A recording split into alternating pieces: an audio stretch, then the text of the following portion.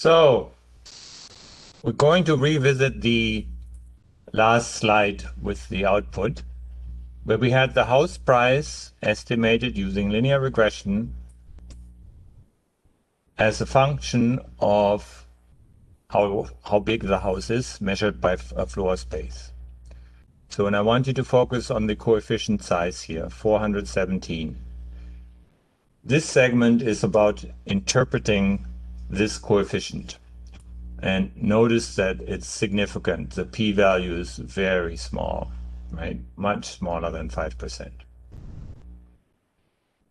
So what I didn't tell you yet, what I'm telling you now, is that price is measured in hundred thousands of dollars. So a 1 unit increase refers to an increase of $100,000 of the price. So therefore, a beta unit increase refers to an increase of estimate of beta times 100,000, which is $417 in this case. So the interpretation here is, on average, each additional square foot floor space increases the price of the house by $417. This is statistically significant. And there's a p-value in there. So I want to sort of highlight some aspects. I'm saying this is true on average, not for every single house exactly. I'm giving the unit here, and I'm saying if I'm increasing one more foot floor space, then follows the increase in price or is associated with $417. And then I talk about statistical significance. Now, well, I got ahead of myself here. I have here in detail what I just said, the average, the units, and so forth. Okay, I will let you to read that and I will march on. So an insufficient interpretation would be the estimate of beta is 0.00417.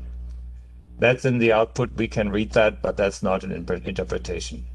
Or another one is increasing the living space raises the price by $417.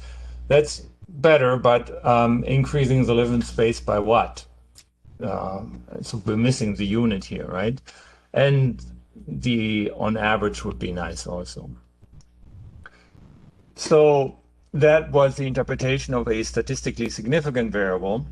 Now suppose we want to interpret a variable that is not statistically significant, and let's just assume for the sake of argument that the p-value turned out to be 0.23, so not significant.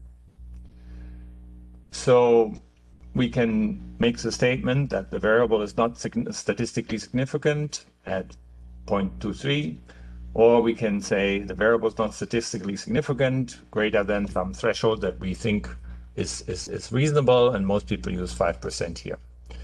So what I strongly recommend you don't do is to comment on the size of the effect, because what we observe is consistent with random chance. That is the point of the p-value.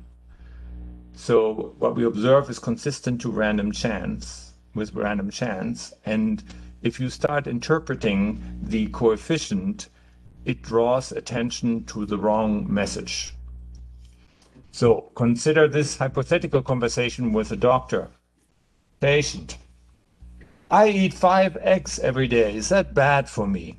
Doctor: well, I read a study about just this exact question. For every egg you eat every day, your life expectancy is reduced by half a year. But it's not statistically significant. Later that day, the patient came home and said to her husband, the doctor says I will die 2.5 years sooner if I eat 5 eggs a day.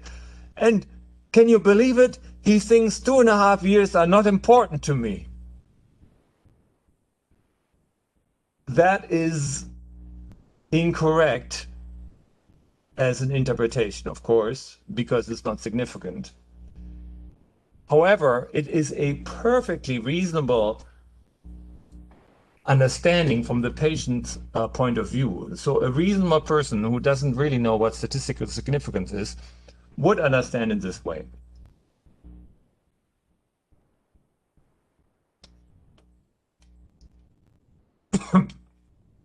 So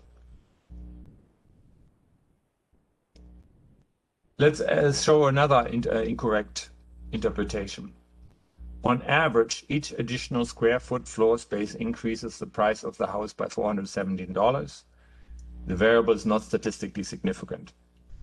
I would also call this incorrect because it confuses reasonable people, right? It draws the attention to the increase in $417, where really that increase could be zero because it's consistent with zero. So it could be due to random chance. There is no additional value attached to an additional square foot. So you don't want to draw attention to it, to the numerical estimate. You just want to say there is no increase associated with additional square foot, meaning it's not significant. All right.